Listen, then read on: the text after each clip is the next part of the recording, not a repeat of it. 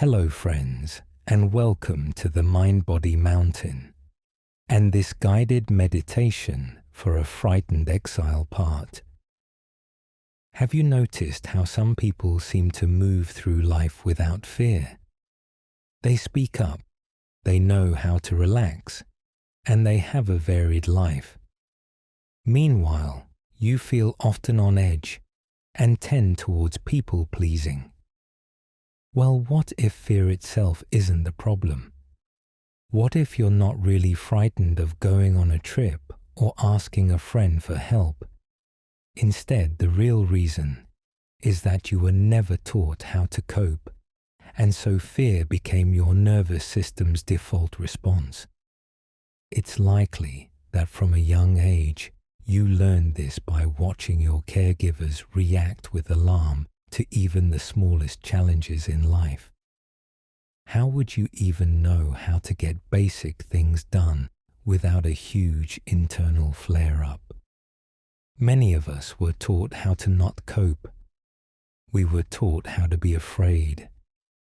So much so that our instinctive reaction to many things is fear or some flavor of it, such as procrastination. For many people living with trauma, their fear isn't a proportionate response to the situation. It's a state the body lives in continuously or drops into automatically and habitually. In internal family systems, we understand this fear as coming from a part of you called an exile. Exiles are parts that carry emotions that were too overwhelming to feel at the time. And from a somatic perspective, many of us are living in a near constant state of fear without ever actually feeling fear itself. What we're experiencing is a fear of feeling fear. That may sound strange, but this is essentially what anxiety is. Not the emotion, but the avoidance of the emotion. And this has consequences in the body. Muscles remain chronically contracted. Stress hormones like adrenaline and cortisol circulate far more than they need to. Breathing becomes shallow, and the mind stays on red alert. In this meditation, we are going to start the journey towards being able to feel fear. We are going to learn how to feel the emotion of fear. This is useful to us in so many ways. Let me name a couple. First, when you're able to actually feel fear, your body can begin to return to regulation. This brings with it a reduction in the aches and pains you may have been carrying. You'll have a quieter inner voice due to decreased hypervigilance, a greater sense of general well-being because your body's finite resources are being used for rest and repair instead of for fight or flight. Resources can be invested in growth, repair, and restoration, something your body may not have been able to prioritize for many years. Another benefit of being able to feel fear is that the exile can unburden. This opportunity requires us to realize that fear is an emotion just like any other. Yes, it is painful, but it isn't dangerous. When we allow fear to be in our body, we are actually allowing it to process. This means the feeling rises and falls. It literally comes and goes. A marvelous consequence is that our nervous system's capacity increases and we feel more resilient to both ordinary demands and difficult situations. Let's begin by settling into a comfortable position. Now ask inside, is there an exile here that feels frightened? Then pause. Let the answer come to you. Don't create the answer yourself.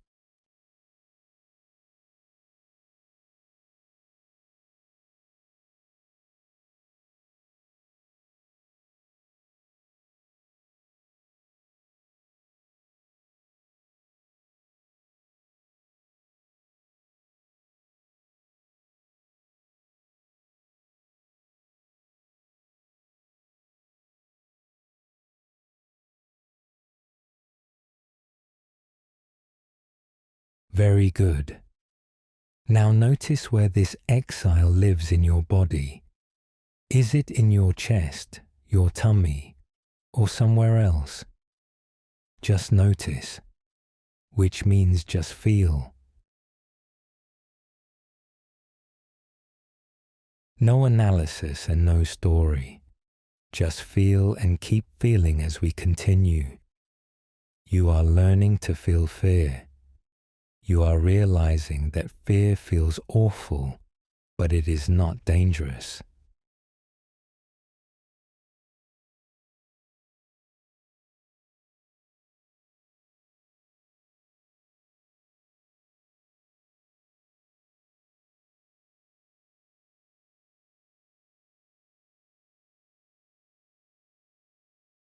Very good. You're doing so well. Just keep feeling your fear as a physical sensation in your body. No stories attached.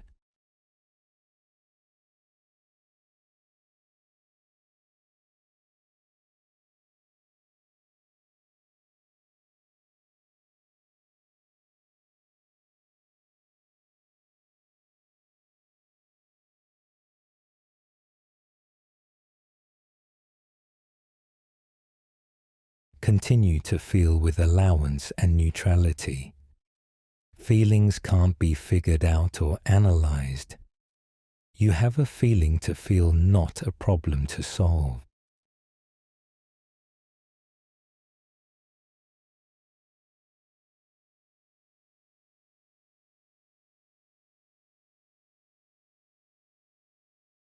You're doing well. I know this isn't easy and feels awful, but it's not dangerous.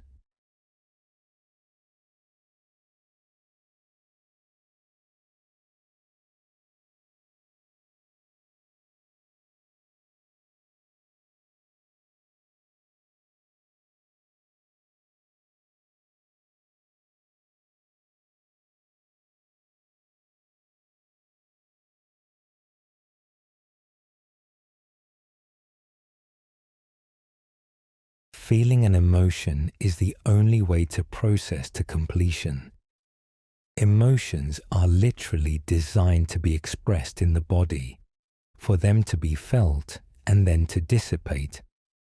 Message sent, job done.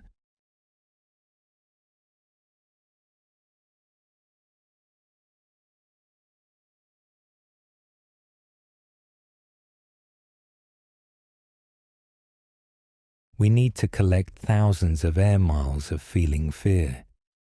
This isn't natural for us anymore, and so we must practice both allowing and feeling neutral. At some point, our body will downgrade the emotion so that it is categorized as awful but totally doable.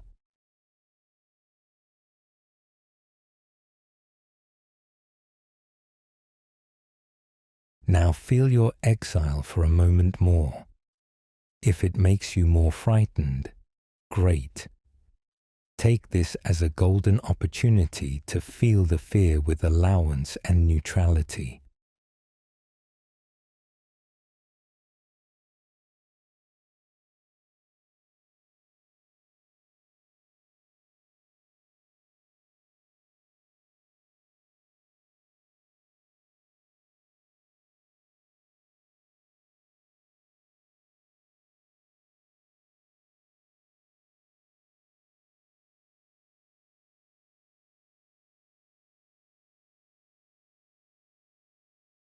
Now let your true self speak directly to your exile. You might say, emotions can be uncomfortable and painful, but they're not dangerous, and it's healthier not to dodge them. Pause here. Notice how the exile responds. Emotions can be uncomfortable and painful, but they're not dangerous, and it's healthier not to dodge them.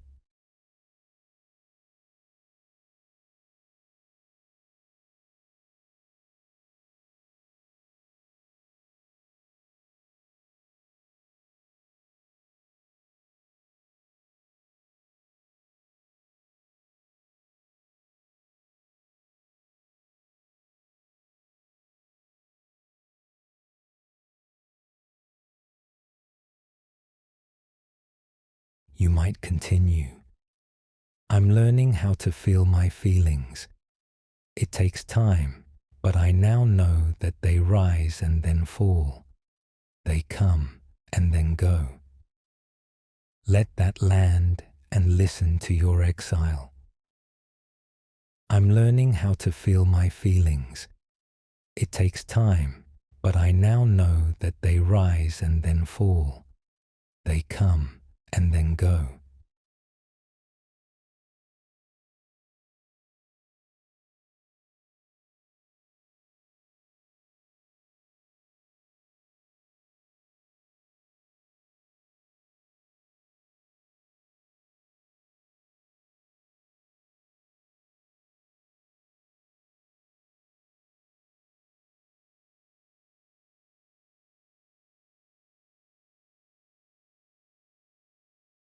Now gently ask the exile, if I can be with emotions in this way, if I can learn to feel them instead of avoiding them, how might that help you?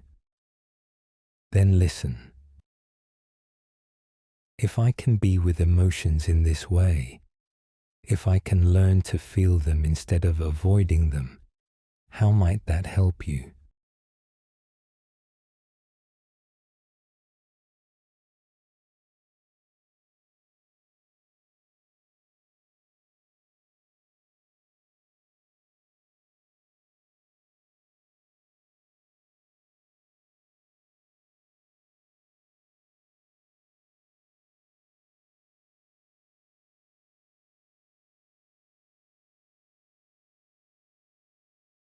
Now feel what your exile is feeling. Allow the sensations with neutrality and no story. Continue to do this for a little while. I'll give you a moment to practice.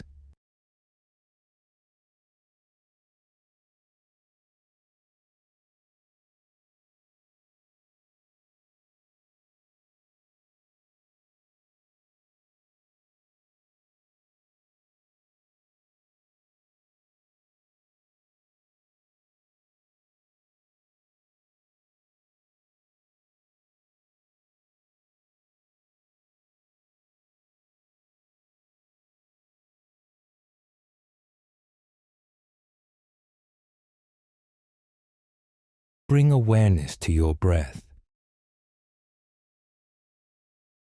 Feel the inhale,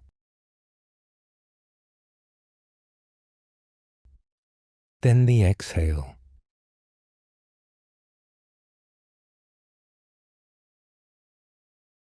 Thank your exile for participating and let them know you will return.